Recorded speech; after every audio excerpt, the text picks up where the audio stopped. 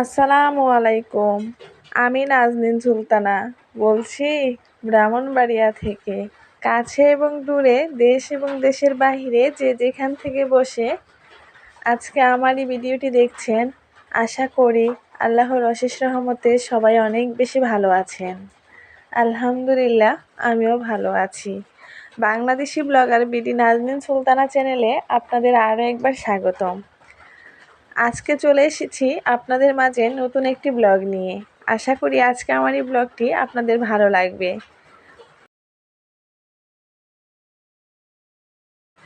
আজকে সকাল সকাল রেডি হয়ে বের হয়েছি কুমিল্লা যাওয়ার উদ্দেশ্যে। কুমিল্লা যাচ্ছে আমার এক কাজিনকে নিয়ে। সে একটু অসুস্থ, তাকে ডাক্তার দেখাবো। তো বাসা থেকে কিন্তু বের হয়েছিলাম 7:30টার দিকে, কিন্তু রাস্তায় প্রচুর জ্যাম ছিল। আর আমাদের কোম্পানিগঞ্জ থেকে যেহেতু দেবিদ্বার যেতে অনেকটা সময় লাগে জ্যামের কারণে, বাসা থেকে বের হয়েছিলাম 7:30টার দিকে, অথচ কুমিল্লায় পৌঁছাতে কিন্তু 12:30টার মতো বেজে গিয়েছিল। অনেক বেশি জ্যাম ছিল রাস্তায়। আমরা কিন্তু প্রথমে সিএনজি করে কোম্পানিগঞ্জ এসে তারপরে বাসে উঠেছিলাম। আর আমিও যেহেতু একটু অসুস্থ ছিলাম, এই জ্যামের কারণে কিন্তু আমার অনেক বেশি বিরক্ত লাগতেছিল। ক্যান্টনমেন্টের এই জায়গাটা আমার কাছে অনেক বেশি ভালো লাগে, তাই আমি আপনাদের সাথেও আমার ক্যামেরা একটু ক্যাপচার করে শেয়ার করছি। আমি ভেবেছিলাম কুমিল্লা টাওয়ার হসপিটালে ডক্টর দেখাবো, ওইটাই আমার ভাবনা চিন্তা ছিল। কিন্তু যখন আমি কুমিল্লা টাওয়ার হসপিটালে যাই, ওইখানে যাওয়ার পর আমি জানতে পারি কুমিল্লা টাওয়ার হসপিটালে যে ডক্টর আমি দেখাবো, ওই ডক্টর 4:30 বাজে বসবে চেম্বারে। আর আমি যেহেতু ব্রাহ্মণবাড়িয়া থেকে গিয়েছিলাম, ব্রাহ্মণবাড়িয়া থেকে কুমিল্লায় আসলে প্রায় 3 ঘন্টার মতো সময় লেগে যায়।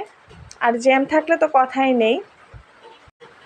4:30 বা 5টা বাজে আমি ডক্টর দেখাবো, তারপর কিন্তু আমাকে অবশ্যই কিছু টেস্ট দিবে। টেস্ট করিয়ে আমি কখন আবার কুমিল্লা থেকে ব্রাহ্মণবাড়িয়া আসবো, ওইটা মাথায় আসার পর আমি যখন চিন্তা করেছি যে আমি তাহলে কখন বাড়িতে যাব বা বাসায় যাব, আমি ওইটা ভেবে কিন্তু আর টাওয়ার হসপিটালে দেরি করিনি। আমি সাথে সাথে বের হয়ে ইবনে সিনা হসপিটালে চলে এসেছিলাম। আর এখানে এসেই কিন্তু আমরা একজন ডক্টরকে দেখাই আর কি, আমার কাজিনকে। তো উনি দেখে কিছু টেস্ট দিয়েছিল। এই টেস্টগুলো করিয়ে আবার পরবর্তীতে ডক্টরকে রিপোর্টগুলো দেখাতে হবে। আর আমরা যখন টেস্ট করাতে যাই তখন কিন্তু অলরেডি 2টার মতো বেজে গিয়েছিল। তার মানে লাঞ্চের সময়। তখন আমাদের একটু দেরি হয়, প্রায় 1.5 ঘন্টার মতো আমাদের সময় লাগে টেস্টগুলো করাতে। আমি একটু অপেক্ষা করতে হচ্ছিল। কিন্তু আমাদের সাথে যেটা হয় আর কি, আমাদের রিপোর্ট দেবে রাত 8টায়, আর ডক্টর চলে যাবে 5টার দিকে। তাহলে তো আমরা আর ওনাকে রিপোর্ট দেখাতে পারবো না, আমাদের কিন্তু আবার পরবর্তীতে কুমিল্লা আসতে হয়। কি আর করার, টেস্ট করিয়ে আমরা কিন্তু বের হয়ে যাচ্ছি হসপিটাল থেকে। কারণ আগামীকাল আবার আসতে হবে হসপিটালে, এসে রিপোর্ট নিয়ে তারপর ডক্টর দেখাতে হবে। তাই আর দেরি করিনি, হসপিটাল থেকে বের হয়েছি। কিন্তু আমরা সবাই ছিলাম খুবই ক্ষুধার্ত। আমি, আমার মামি, তারপরে আমার মামাতো বোন, আমরা সকালে কেউ বাসা থেকে খেয়ে বের হয়নি। তো সবাই মোটামুটি কিন্তু অনেক বেশি ক্ষুধার্ত ছিলাম, যার কারণে আমরা একটা রেস্টুরেন্টে ঢোকার পর এখানে কিছু খাবার অর্ডার করি। আর আমাদের যেহেতু হসপিটাল থেকে বের হতে 4টা 4:30টার মতো বেজে গিয়েছিল, তো আমরা যে একটা ভালো রেস্টুরেন্ট দেখে ঢুকবো, ওই সময়টা আমাদের হাতে ছিল না। আমরা কিন্তু খাওয়া দাওয়া শেষ করে বের হয়ে তারপরে এখান থেকে আমরা কিছু কেনাকাটা করেছিলাম। আমি আর আমার মামি চট্টগ্রামে একবার রেড ভেলভেট পেস্ট্রিটা খেয়েছিলাম, যেটা নাকি আমার মামির কাছে অনেক বেশি ভালো লেগেছে। তো মামি বলতেছিল আসো এখানে দেখি পাই কি না। তো এখানে ঢোকার পর দেখলাম যে রেড ভেলভেট পেস্ট্রিটা নেই। পরে কিন্তু আমরা চকলেট পেস্ট্রিটা নেই এখান থেকে। অনেক ইচ্ছা ছিল যে ওইটা পেলে নিবে, কিন্তু ওইটা তো এখানে পাওয়া যাচ্ছিল না।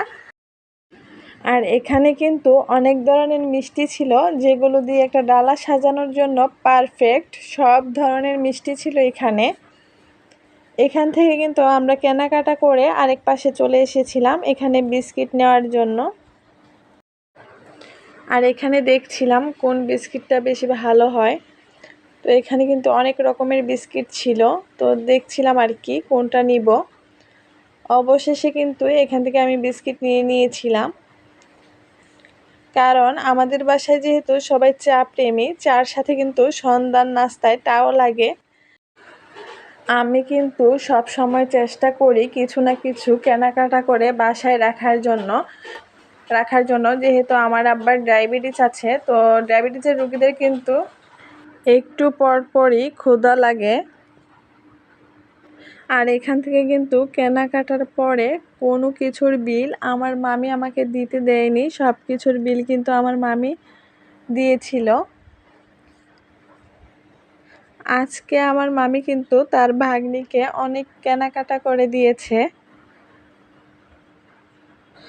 বাহিরে বের হয়ে দেখি অনেক বেশি বৃষ্টি হচ্ছে বাহিরে। কি আর করার, দাঁড়িয়ে থাকলে তো চলবে না। এই বৃষ্টির মধ্যেই আমরা একটা সিএনজি নিয়ে তারপরে বাস স্ট্যান্ডে গিয়েছিলাম।